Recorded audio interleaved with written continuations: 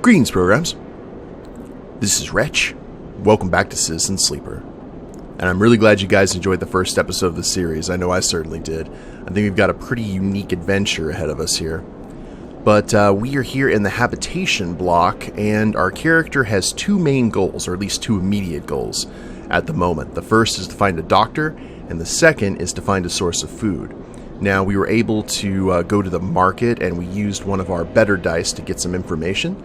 And it looks like we have found our doctor, so let's see what happens here. Next, comes the call from the enforcer at the door. You shuffle down the flickering hallway towards the open apartment door. You keep your head down and your shoulders high in the queue, trying not to bring attention to yourself. You were thankful for the tip-off that a doctor was operating out of this place. But now that you're here, you aren't so sure. The gang enforcer on the door, the flickering light strips, the decaying hab block. They have all made the long queue a test of your nerve. But your options are few, and without a supply of stabilizer, your body will. You suppress a shiver and shuffle forward to the front of the queue. You try to find something to distract yourself.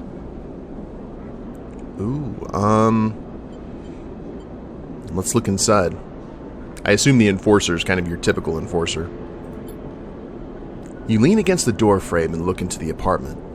The entryway is dark, punctuated by the green indicators of stacks of sealed containers. You lean in and see amber light filtering through a far doorway, screened with plastic sheeting, beyond which blurred shapes move. The slap of the enforcer's palm against the doorway jerks you awake. "Wait your turn," he growls. After a few moments, a figure pushes through the doorway, and you catch a distant voice. "Send in the next one, Toshiro." The enforcer jerks his head, and you slip inside, passing through the dark entryway and pushing through the plastic sheeting on the far door. The room beyond is bathed in warm light. A floor-to-ceiling transparent panel gives a full view of the bright market-sealed roof and the buzzing traffic above. And for a moment, you're transfixed by the motion. "Come, sit," comes a sharp voice, and you see a silhouetted figure turned away, replacing the plastic sheeting over the frame of a simple folding bed. You make your way across the room. Sabine, a doctor in the bright market. The figure turns, and as they do, you see an expression of confusion flash across their features. They open their mouth as if to speak. They blink, and then quickly regain their composure. "Please, sit." They gesture to the bed, then turn to an open case of tools on the table. You sit. Sabine turns, a compact diagnostic scanner of some kind in their hand. They hold it to their eye. "Remain still, please." Their tone is clipped and businesslike. You stare ahead, still dazed from their expression when you entered. Fear, recognition, sadness, unmistakably etched across their face. "How long have you been on this station?" they ask, the scanner still to their eye. "A few cycles." They nod. "It's good you came to me." They set the diagnostic scanner to the table. "I'm going to start by assuming you don't know anything." They take your arm and roll up your sleeve, inspecting your synthetic skin. "Your body is dying." They say it without ceremony, without drama, but not without empathy. S&OP doesn't like to see its proprietary technology let loose. To prevent bodies like yours, frames as they call them, from being stolen, repurposed, or in your case, escaping, they built in a process of so-called planned obsolescence. That word again, sorry guys. Frames decay rapidly when not regularly injected with stabilizer, one which S&OP remains the sole producer of. They look up. Sound familiar? How do you know this? They shift in their seat. You aren't the first sleeper I've encountered. You wait for more, but they go back to their inspection. They swap to your other arm, running some thin metal device over your skin. You feel your forearm tremble. "I'm sorry," Sabine says, and you're unsure if they meant for the cold touch of the metal or everything else. "Emulations like you, sleepers as most people know you, aren't classified as people in any of the surrogate systems. You have no rights, no status." They focus hard on the inspection of your arm.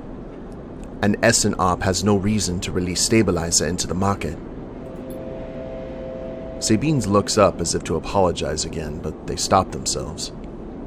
"I know little of this is of use to you." They turn away, disassembling the metal instrument and cleaning it. Silence fills the room as Sabine works, and then the silence gives way to tension. You stare at their back, willing them to say something. Anything. Sabine turns to face you. "I may be able to help." They sigh, and you see the darkness under their eyes, hear the fatigue in their voice. They gesture to the door. "You saw Toshiro outside?" You nod. "He works for my benefactor, Yatagan. They are influential in the low end. They give me this place to work, run the door, and take the profits.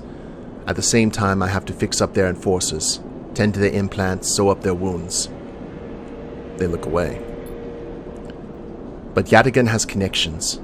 Smugglers from the Starwood Belt, mercenaries working for the corporations on Ember. If they can source the stabilizer, maybe you'll have a better chance." Sabine sets down their slate, their notes complete. This is dangerous, and it'll be expensive, but I think we can do it." "Thank you." Sabine walks away to the window, their face dappled by the shadows of passing drones. "Well, let's just see if this works first. I'll let you know when I have a lead." You nod and leave, Sabine still staring out, unmoving. When you reach the lower level of the market, you look back up through the panels of the roof to see if you can see their face, but the room looks dark against the lights of the market. You duck your head and walk off into the crowd. That's better than nothing. Wait for Sabine to acquire the stabilizer. Okay. Well, I guess now it's time. Maybe we have enough cryo to get some food. Let's check the street food vendor. Emphas is busy, his broad face uplit by the makeshift gas burner in front of him. An imposing street food vendor. Oh, look at him. With precise, delicate movements, he lays thick chunks of marinated fungus into a dented wok, his other hand idly tossing a metal bowl of sliced vegetables and some red-flecked dressing. The smell is incredible. You watch as he fulfills a set of orders, heaping the fungus with the bright salad and depositing it in plastic trays. A stack of chits rattles in his apron pocket as customers file past the burner, handing over payment. Let's approach. You join the queue. It's mostly made of off-duty salvagers, vac suits unzipped and rolled down to expose stained vests, grubby mods, a lattice of scars and tattoos. They discuss the best food on the eye, the best drink, comparing notes on bright market dives. Their words cut through the heavy spacer slang. Eventually, it's your turn, and you shuffle to the front. Emphas speaks in a deep, even tone, without looking up. "First try is free." Oh. Thank him. The smell is almost unbearably strong as he cooks. The earthiness of fungus laced with something so spicy the smoke makes your eyes water. The heat from the burner is like a bonfire, and your skin hardens in its glare. "I know you sleepers," Emphas says while he cooks, his voice deep but clear. "A hard life, a lot of stories." He glances up from beneath his cap with piercing eyes. "I know." "Tell him a story." You begin to tell him about your journey to the Eye as he nods as he cooks, his eyes never leaving his work. You tell him of the confusion, the pain, but also the sense of possibility and its sudden arrival.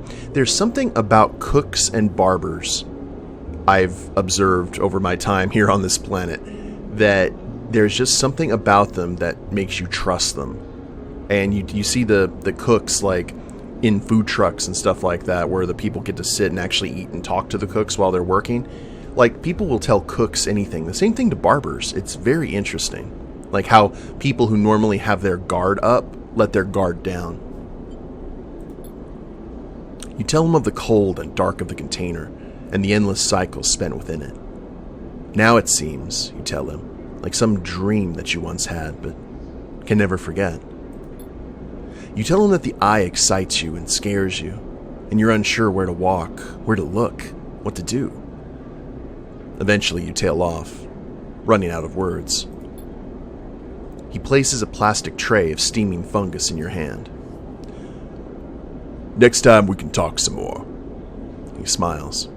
But next time, you pay. He slams a heavy hand against a button on the burner's side and it shuts off. The roar of the flame and its impressive heat fades. Next time then, sleeper. He waves you away and begins to oil the walk. Before you turn back to the alley, you notice the geometric patterns of circular scars across his forearms, each surrounded by a constellation of glinting pin marks. You walk away. As you do, you take a bite of the rich, spicy, delicately sweet fungus. Your taste sensors light up like a fusion reactor. You'll be back. Hey, we're full up on food. New drive discovered. Okay, let's look at this. Survive. We need to access corporate pharmaceuticals. Okay, we found the doctor. We need to repay Dragos. Emphas loves two things, stories and food. Maybe if you supply him with both, you can hear his story. Okay, so we need to eat at his stall to get more information. Cool. You've heard talk of a fabricator owned by the Ord Exchange. With that and a few fragments, you could build a ship mine core. Okay. So we're going to have to come back for that. We've got the hardware exchange.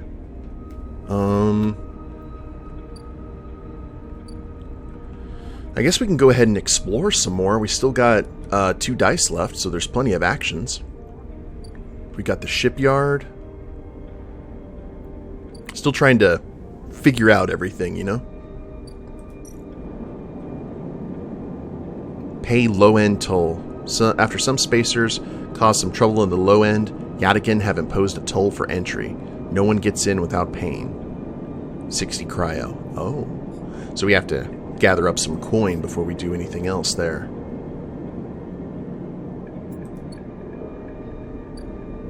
Stall, Sabine surgery, we're going to have to wait. Let's check out the Ord Exchange. Play the exchange. The flow of chits and components in the exchange is complex, but a sharp eye and some tight trades can net you a good margin. Trusted trader. There's an old ship mine fabrication stack in the back of the market, but only trusted traders get access to it. Sell components. The Ord Exchange is always hungry for new hardware to buy up, break down, and sell off, and you are happy to supply it. So I guess if we get scrap for... Oh, okay. I see. I kind of want to play the exchange, but... we'll see what happens there. Now, can we go to the... I don't think we did... We went there. What about the old dock terminal? Steal dock plans. Haven Age Security have to have plans. Stealing them would be the fastest way to get to know this place. And the most dangerous. Explore the rotunda. The rotunda of the old dock is filled with passageways and concourses, leading to all kinds of docking bays. Haven Age watch list. Haven Age run the rotunda and their security watch the docks, better to avoid attracting their attention. Getting to know the rotunda doesn't just mean new places to visit, it means keeping your eye on new arrivals too. Well, hopefully we'll have an opportunity for that. And that's pretty much all that we can do right now. Let's go to... Wait, did we go to the shipyard?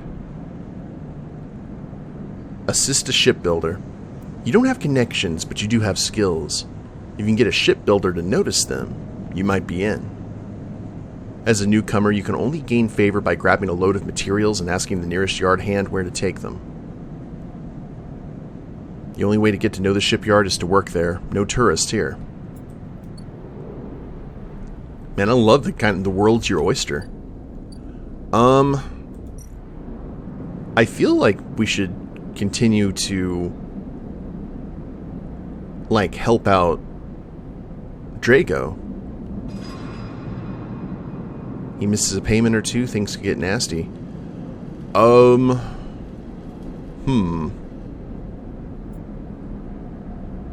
Manual salvage, I mean, we still got... We would automatically fail that because we've got a -1 endurance. There doesn't seem to be anything that we can currently use our skills on, considering our operator class. Risky and dangerous. Risky and dangerous. Well, we don't really have a choice in the matter, do we? Alright, well, let's go ahead and...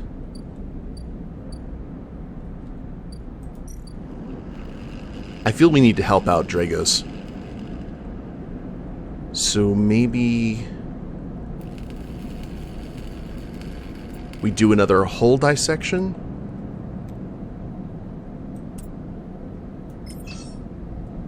Uh, 50% of a negative... it's safe, though. So I don't know if it's necessarily going to do anything bad for us. So let's go ahead and see what happens there with manual salvage.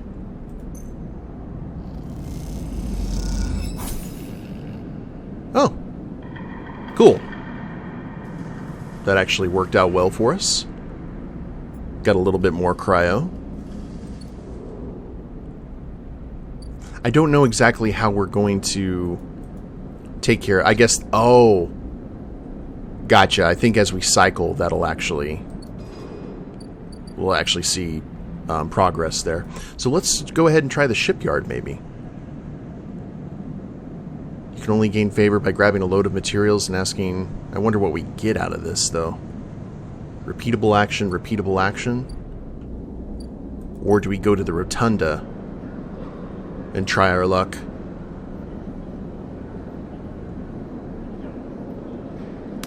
Maybe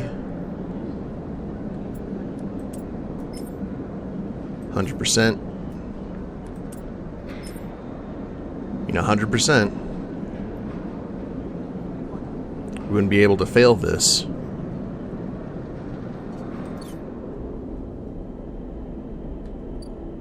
Going to be a lot of pondering during this. Which is fine. That's no worries. We do need some info.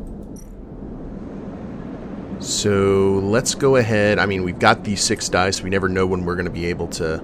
Let's do the critical action. It's a one-time thing. We'll steal the dock plans.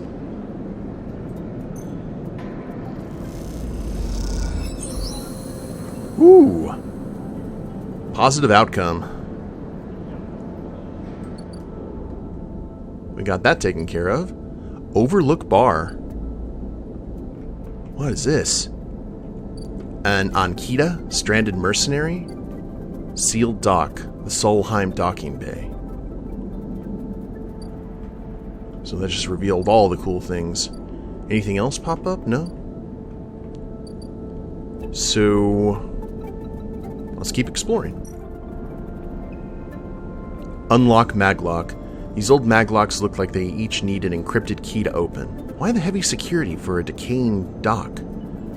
One encrypted key. So, we can explore that later. A grimy spacer haunt. Let's go. Get a drink. You're unsure if your frame can metabolize alcohol, but this fungal drink, fermented along the greenway, seems like a good test. Overlook regular. The Overlook isn't exactly a restaurant, meaning the only way you'll gain trust around here is with a stiff drink. Buy rations.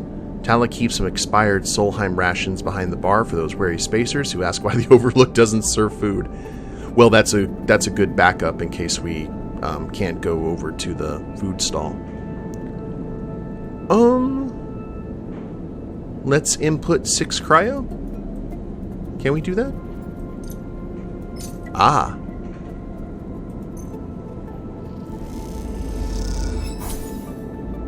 Plus energy. We're getting there. And we could keep on getting drunk, but I don't know if that's gonna... We'll wait to the next day for that, because we are out of dice. But now, let's go see if we can chat with this stranded mercenary. Oh, cool. Ankita, or Ankita? Hey, you want to earn a chit? Ankita stands beside a huge pile of tied-together hull plates. She stretches out her back, her shoulders bulging beneath her flight suit. Sure.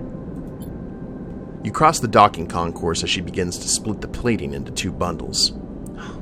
What is it with this place? She asks as she lashes the massive plates together. Everyone wants their cut. She straightens up to an imposing height, her armor plates creaking, and looks you up and down. Don't try anything, all right?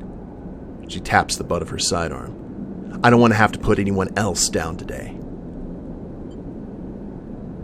Anyone else? She shrugs. What can I say? My temper's a little short lately. Kind of like a Samus Aran character. Ankita hoists one bundle of plating onto her shoulder. Come on then. Enough chat. You've got to earn that chit. You struggle to shoulder the plates, but you do eventually. Ankita gives you a look. Ship's this way. And she sets off down a gantry at impressive speed. As you catch up to her, she turns down a passage, pushing through a small crowd of stevedores. Why are you doing this yourself? You mean why aren't I hiring those good folk? She nods back at the stevedores. I've paid Havenage enough. They're currently rinsing me for a mooring I can't vacate unless I either fix the ambergris or sell it off as scrap. Ambergris? Is that your ship? You catch on fast. She gives you another of her looks. She rapidly turns another corner as you trail behind. She got caught up pretty bad on our last job and I had to moor up here for a spell. But since then, it's only gotten worse. Someone got in and sliced the core from our ship mind, so now she's gone dark. She shifts the panels on her shoulder. The upshot is that I'm short 1 ship mind, with a ton of repairs to do, and the rest of the crew signed off the moment they got wind I'd be stranded. So yeah, it's been a time. Anything I can do to help? I don't know, you got a ship mind tucked away on that frame of yours? For a moment, you aren't sure if she's serious. Ankita swings the plates from her back, almost knocking you over in the process. This is me. She hauls the second bundle off your shoulder. You know, you're the first person I've met here who might actually be considered helpful. She pauses, chewing her bottom lip. Look, you want to help? Come see me. I need a hand putting Amber back together, and you don't seem like the type to try anything stupid. She passes the bundles of plates through the ambergris's outer lock, and then turns back. Just don't go spreading all of this around. Ankita throws you a couple of chits. Consider it a bonus for not trying to grift me. She gives you a parting nod and ducks through the doorway. All right, get out of here. She calls back, and the lock slams shut. We have a friend! Oh, are we done? Oh, just another... Man, so much to do. So, that is pretty much everything that we can do, I think, right now. We can order fungus. I don't want to keep buying food if we're already good on our energy, though. I know I kind of want stories, but... And I saw that it was more expensive than the rations. Alright, well, with all of that done,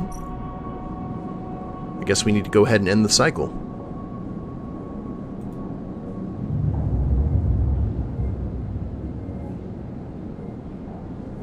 I think that's how that works.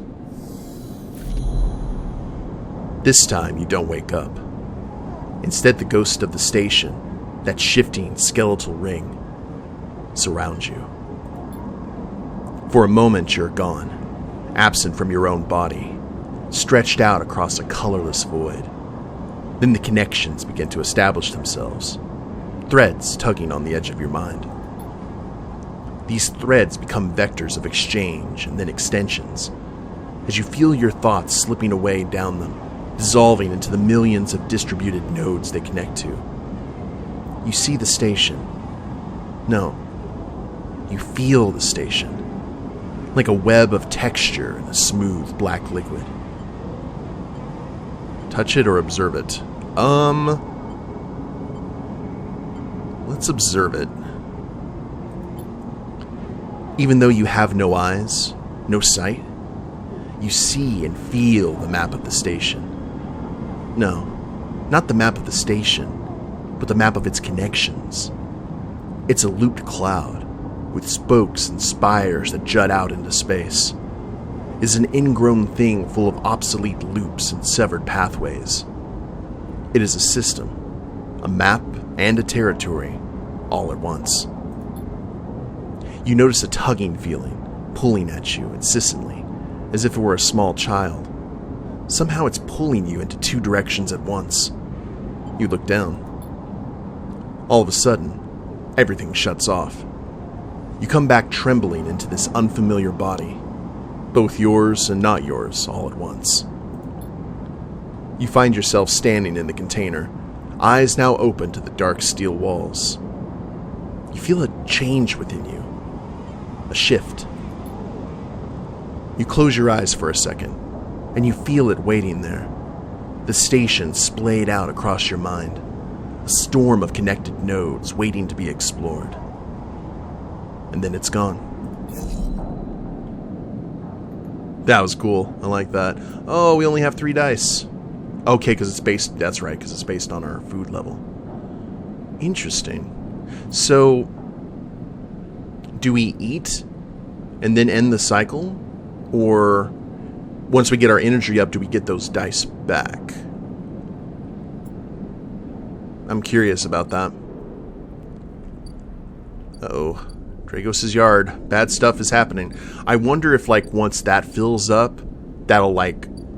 that we'll be encouraged to head this way. See, because we've got one filled up with Sabine surgery. Man, this game has a lot of depth. I love it. But I'll tell you what, guys. I think this is a good place to go ahead and end the episode for the day. We'll kind of figure out what we need to do. Maybe we'll get some breakfast and see if that unlocks more dice. And just kind of go from there. But hope you guys have enjoyed it. If y'all liked the episode, please leave a like down below. Subscribe to the channel, leave a comment, that'd be a big help. And we'll see you next time. Later days, everyone.